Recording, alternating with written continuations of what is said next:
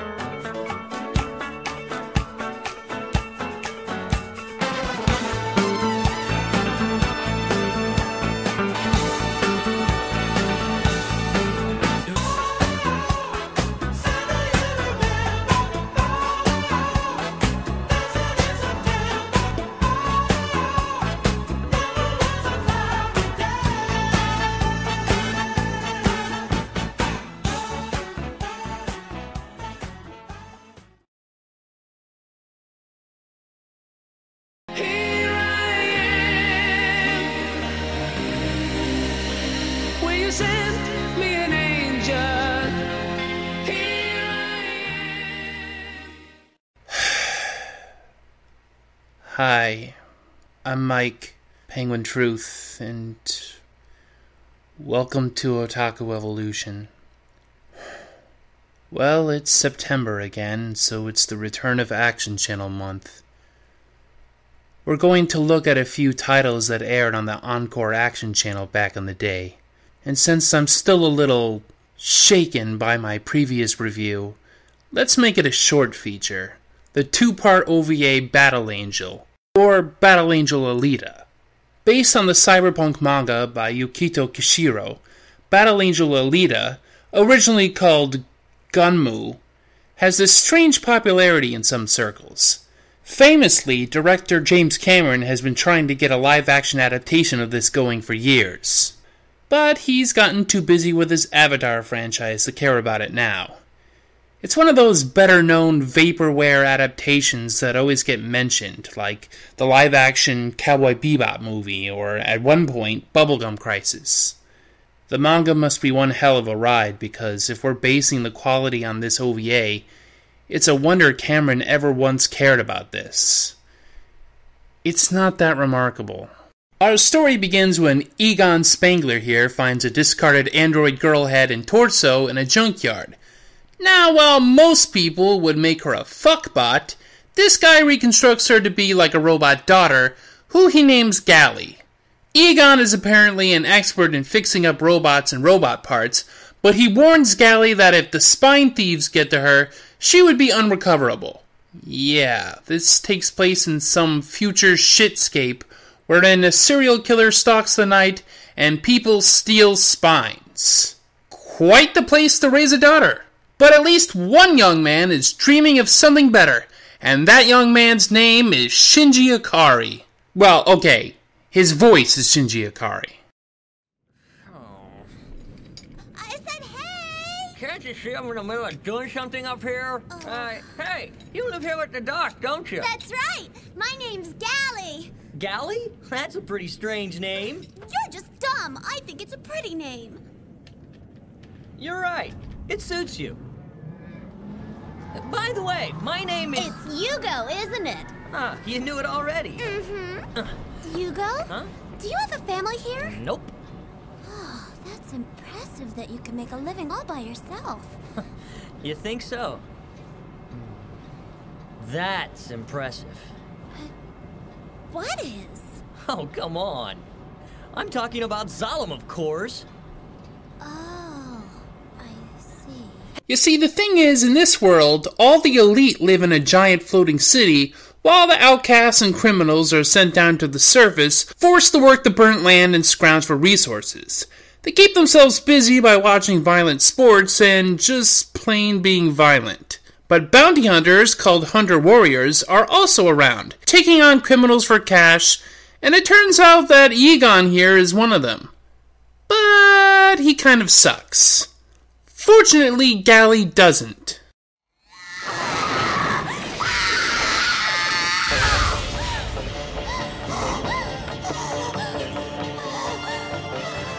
Gally?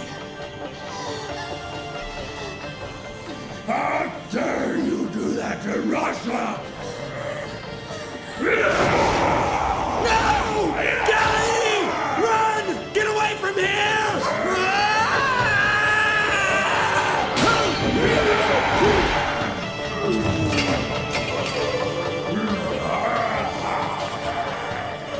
Gally!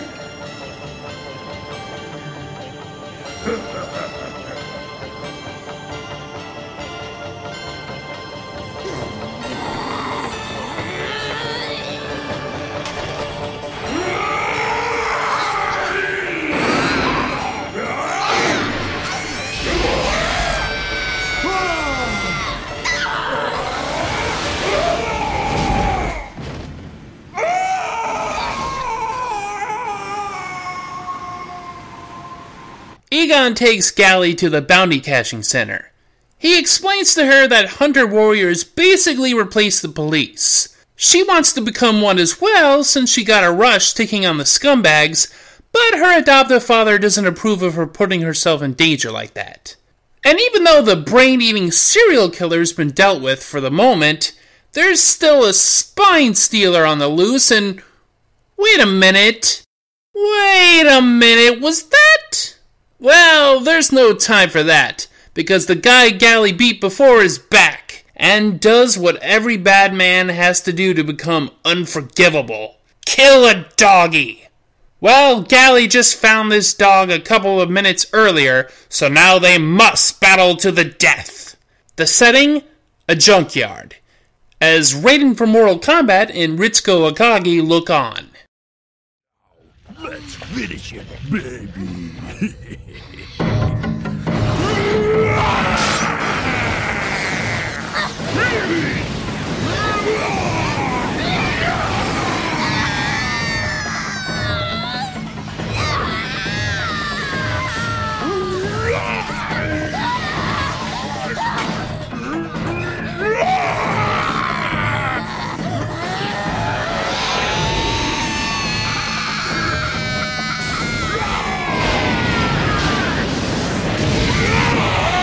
The behemoth android is strong and has a great long-range attack, but Gally is too quick and fucking karate chops him in half lengthwise!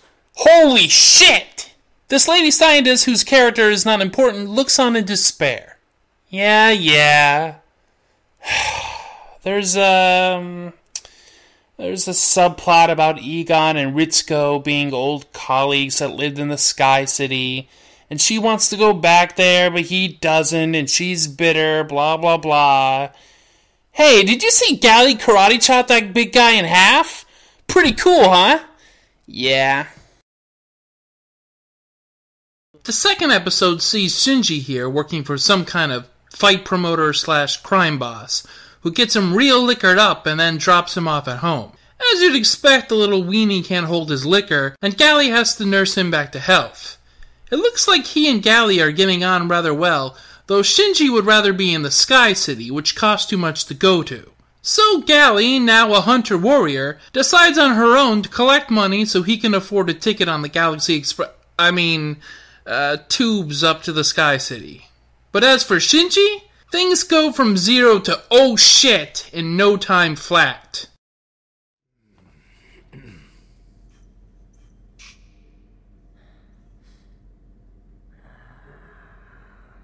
Hey, kid. So that's your little game, is it? Caught with your hands on my spine, no less. Now, let's take a look at your face. Take the mask off. You bastard! Let Yugo go! You go? Run, you moron! No! Leave him alone!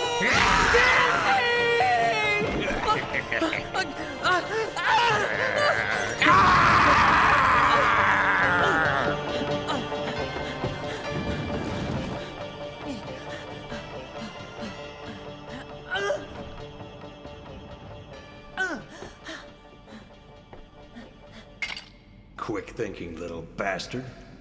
But I'll bet there's already a price on your head, Yugo. Boy, that escalated quickly. I mean, that really got out of hand fast. Guess Shinji had to steal spines because he doesn't have one of his own.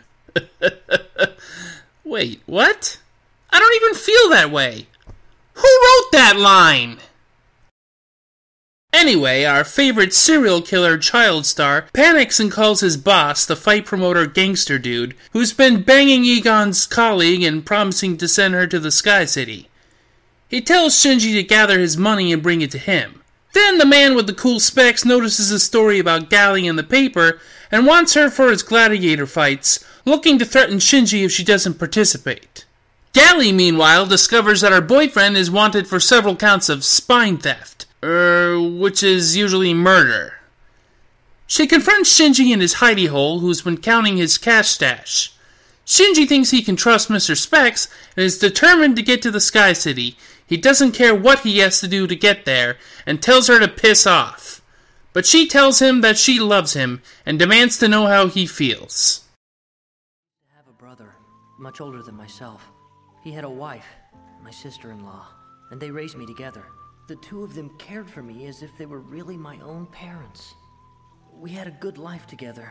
My brother was an engineer for the factory, and he enjoyed his work. And my sister-in-law was loving and generous.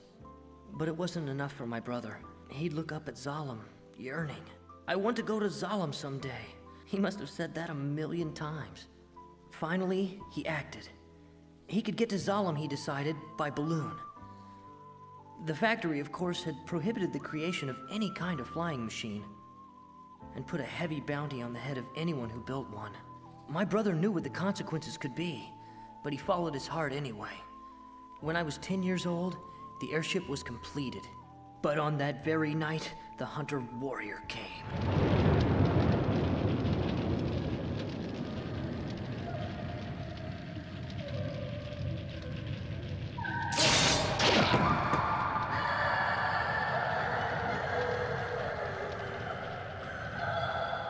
My sister-in-law had betrayed my brother, reporting him to the factory.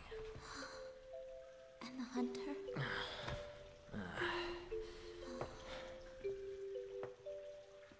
What happened to your sister-in-law? I don't know. I suppose she must be living somewhere with someone. I think I know what your sister-in-law must have been feeling. I'd be jealous too if my lover was obsessed with something I couldn't understand. You're scaring me. At first I think I'd go along with it, but after so long I might come to believe that he'd even leave me. If I couldn't have him myself, then hating him, killing him, might be easy. That's kind of drastic, but I suppose you'd have to kill me to keep me away from Zalem. Well, this is heartwarming and all, Gally, but you're in love with a stone-cold killer and organ harvester. That's gonna cut into your guest list at the wedding, and you'll probably end up with few gifts.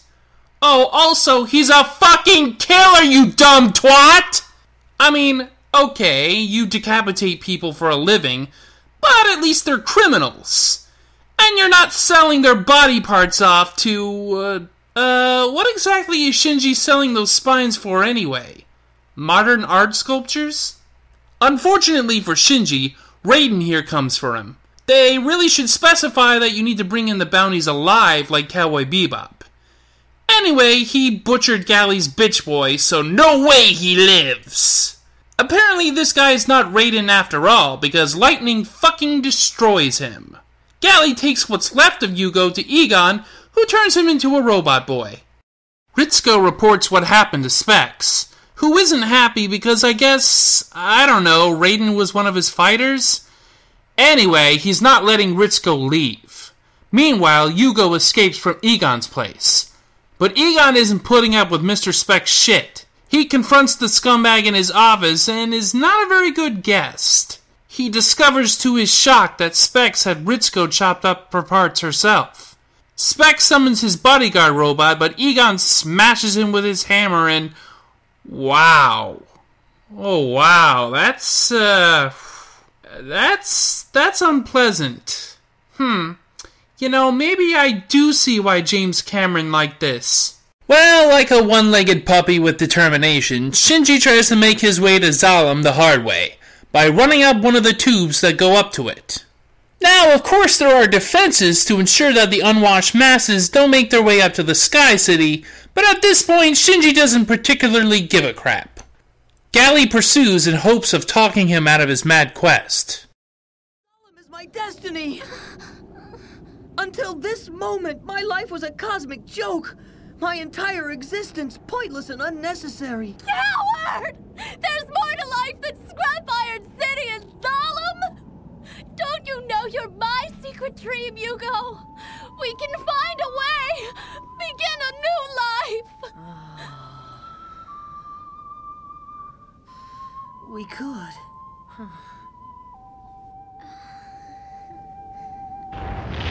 Hugo, look out! That's gotta hurt. But that's okay. She's caught his head and torso, and since he's a robot, he'll be fine, and...